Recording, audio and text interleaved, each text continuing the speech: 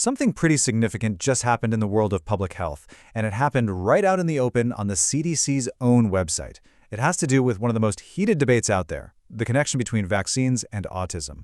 Let's get into what exactly this means. For years, years, the CDC's position on this was rock solid. But now, that's all changed. We're going to look at exactly how this happened, who's behind it, and why this could really change the landscape of public health for a long, long time. All right, so let's start with the change itself. And just so we're clear, this wasn't some minor wording tweak. No, this was a fundamental change in the official language about a really sensitive topic. So, for as long as most of us can remember, the CDC's stance was simple. It was direct. Vaccines do not cause autism, period. Now, that statement has been completely reframed. The CDC's website actually calls that very claim not an evidence-based claim.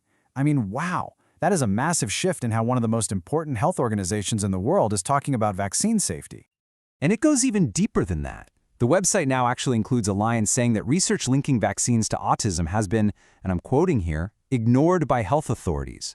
To have the CDC itself publish that on its own platform, well, it's just a stunning reversal of what their public message has been for decades. So, you're probably asking, who is responsible for this? How did this even happen? To get that, we have to look at the people involved and, the political stuff that allowed this directive to go through.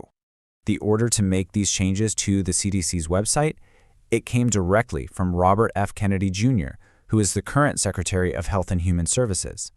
Now, if that name sounds familiar, it's probably because Kennedy has been a very public voice of vaccine skepticism for decades.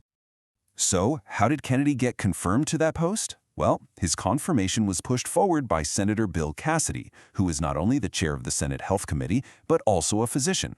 That support was apparently based on certain commitments that some now say are being totally undermined by this action at the CDC.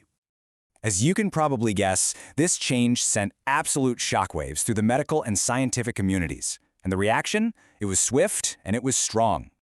Let's start with the Autism Science Foundation. They're a major organization in autism research. Their response to this was just one word: appalled.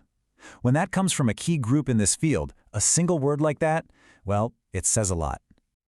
Then you have the American Medical Association, which represents, hundreds of thousands of doctors. They came out with an even more serious warning. They're afraid this change could have dangerous consequences, raising the alarm that we could see vaccination rates drop and preventable diseases make a comeback. So, after all that, where are we now?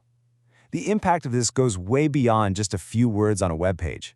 This gets right to the heart of public trust in the very institutions that are supposed to protect our health. So why does this matter to you? Well, because when a group like the CDC makes such a big U-turn on something so important, it makes all of us have to ask some pretty tough questions.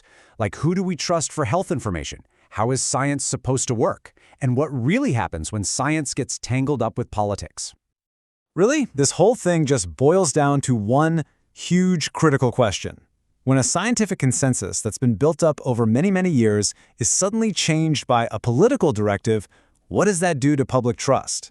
That's a question with no simple answer, and it's one we're all going to be dealing with for a long time.